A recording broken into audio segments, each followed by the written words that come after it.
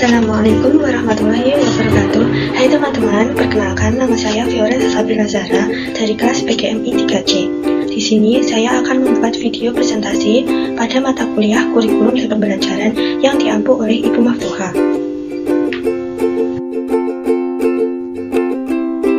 Pada mata kuliah kurikulum dan pembelajaran ini, yang pertama, saya akan membahas tentang konsep landasan pengembangan kurikulum, kedua, fungsi landasan pengembangan kurikulum, dan yang ketiga adalah landasan filosofis, landasan psikologis, dan landasan iptek.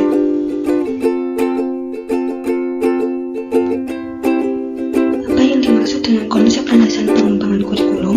Landasan pengembangan kurikulum dapat diartikan sebagai suatu gagasan, asumsi, atau prinsip yang menjadi sandaran atau titik tolak dalam pengembangan kurikulum yang dilakukan agar kurikulum yang dihasilkan dapat menjadi bahan ajar dan acuan yang digunakan untuk mencapai tujuan pendidikan secara nasional, sehingga dapat memberikan kondisi kegiatan belajar mengajar yang lebih baik. Dalam praktiknya, pengembangan kurikulum harus melibatkan banyak pihak yang terkait, yang memiliki tugas dan tanggung jawab berbeda. Pihak-pihak tersebut antara lain mengambil keputusan yang terkait dengan penetapan kurikulum, ahli disiplin ilmu, ahli psikologi, dan pengajar.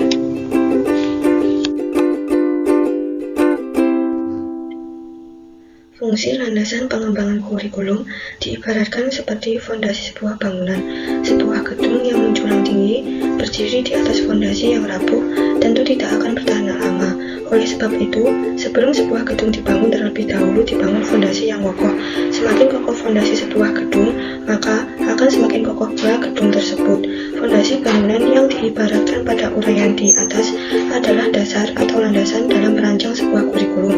Jadi, berkualitas atau tidaknya kurikulum yang dirancang sangat ditentukan oleh dasar pengembangan kurikulum yang kuat. Fungsi dari landasan pengembangan kurikulum antara lain: 1. Mengakomodasi tujuan pendidikan, 2. Menyesuaikan dengan konteks sosial dan budaya, 3. Menjamin kesetaraan pendidikan, 4. Mendukung pembelajaran efektif, 5.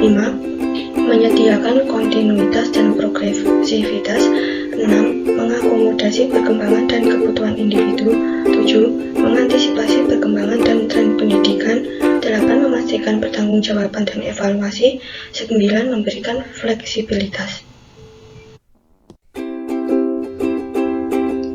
Landasan filosofis.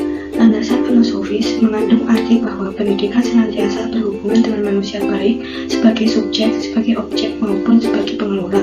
Dengan demikian, pendidikan senantiasa berintikan interaksi antar manusia, sehingga tentu saja ada tujuan dan sasaran yang harus dicapai. Ada materi atau bahan yang diinteraksikan, ada proses yang ditempuh dalam menginteraksikannya, serta ada kegiatan evaluasi untuk mengetahui ketercapaian proses dan hasilnya. Dalam hal ini, filsafat pendidikan sebagai ilmu terapan tentu saja memerlukan ilmu-ilmu lain sebagai penunjang. Filsafat pendidikan pada dasarnya adalah penerapan dan pemikiran-pemikiran filosofis untuk memecahkan masalah-masalah pendidikan. Lebih lanjut, dikatakan bahwa kurikulum pada hakikatnya adalah alat untuk mencapai tujuan pendidikan, karena tujuan pendidikan sangat dipengaruhi oleh filsafat atau pandangan hidup suatu bangsa. Maka tentu saja kurikulum yang dikembangkan juga akan mencerminkan falsafah hidup yang dianut oleh bangsa tersebut.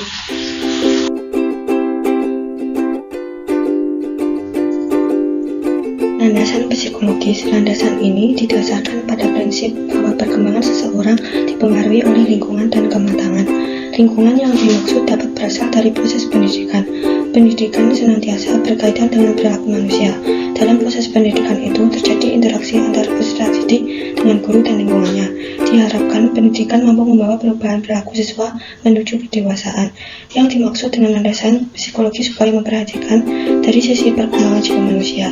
Dasar psikologi ini dipahami bahwa dalam mengembangkan kurikulum diperlukan pertimbangan yang terkait dengan kebutuhan-kebutuhan peserta didik. Pada landasan psikologi dibagi menjadi dua cabang psikologi, yaitu psikologi perkembangan dan psikologi pembelajaran.